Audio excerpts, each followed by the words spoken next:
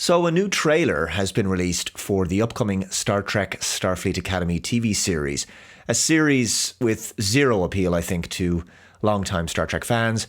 And I actually think it's probably the worst idea for a Star Trek show that they could have come up with. Certainly, longtime Trek fans were not looking for a Star Trek Starfleet Academy series, let alone one that was based in the Star Trek Discovery timeline, in the Star Trek Discovery era.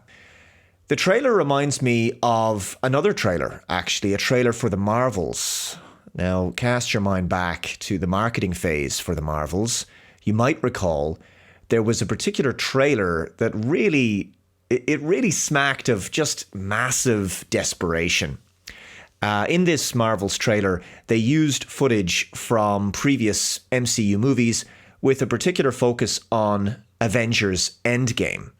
So in the beginning of this trailer, they showed Tony Stark and Steve Rogers and even Thanos, and they threw this line in there where Carol Danvers says, "We destroyed Thanos, but it's not over." And then Thanos says, "My work is inevitable. There will always be more to finish it."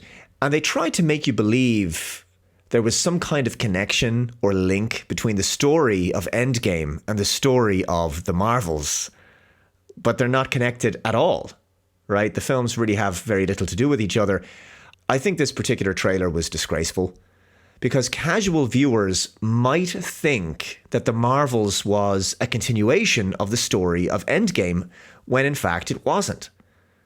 So, and the villain has nothing to do with Thanos. So it was pure desperation in the marketing to try to just use some bait to catch some eyeballs. But I do admire the brazen brass neck on the studio for trying to make it look like the Marvels was some kind of sequel to Endgame. You know, that took some balls, I think. They knew that the audience reaction to the first few trailers wasn't great.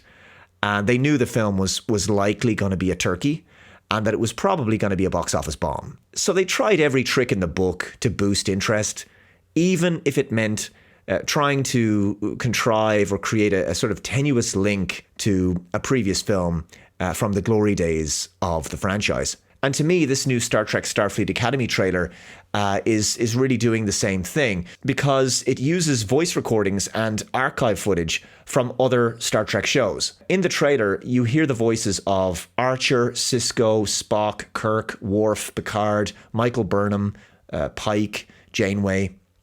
And then they show us some shots of those characters, all in an attempt to try to contrive as much of a connection as possible with this new show and the shows that we loved. These legacy characters were the characters that really defined the franchise, and some of them became iconic household names.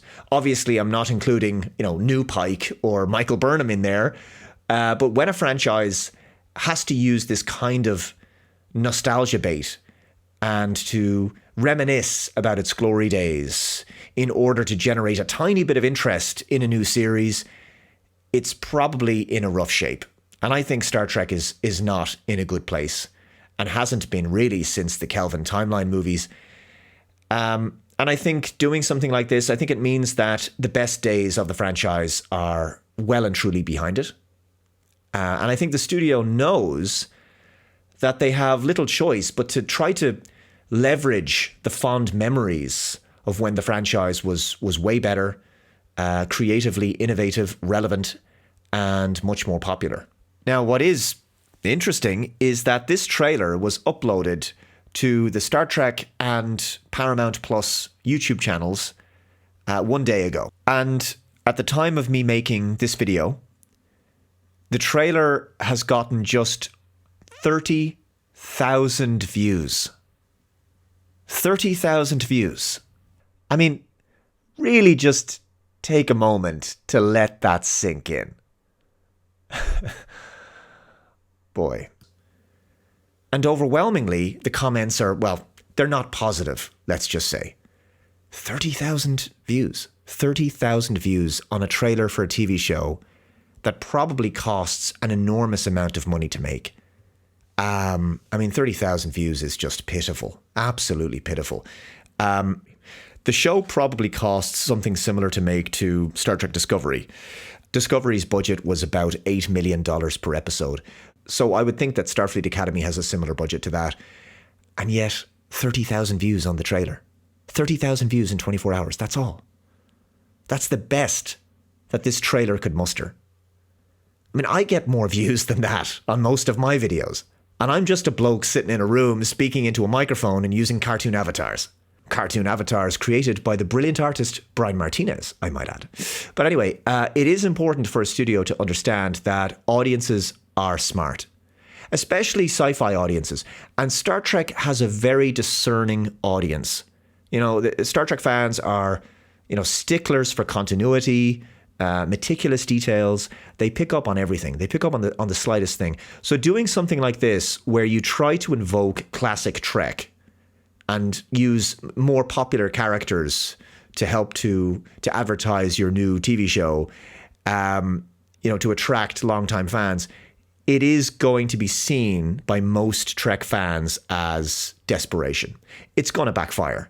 And the fact that Paramount did this with this trailer suggests, once again, that they are very much out of touch with the mindset of fans. And also, as we've discussed previously, this is a show that is really aimed at a new audience, right? They're trying to bring new people to the Star Trek franchise, a modern Star Trek for a modern audience, right? Teenagers, 20-somethings, the high school, college demographic, that sort of thing. And I think it looks like something aimed at non-Trek fans. And yet, here they are with this trailer having to pivot back to the fans, having to pivot back to the glory days and the legacy of Trek characters, just to try to hype the show a bit and give it a boost with some nostalgia. Precisely what was done with that Marvel's trailer I mentioned. The show is due to air its first episode on January 15th, which is next week. And yes, I am actually going to watch the first episode, believe it or believe it not. I'm going to watch the first episode, so you don't have to, and I will give you my full review then. Yeah, look, I'm not exactly expecting to be pleasantly surprised.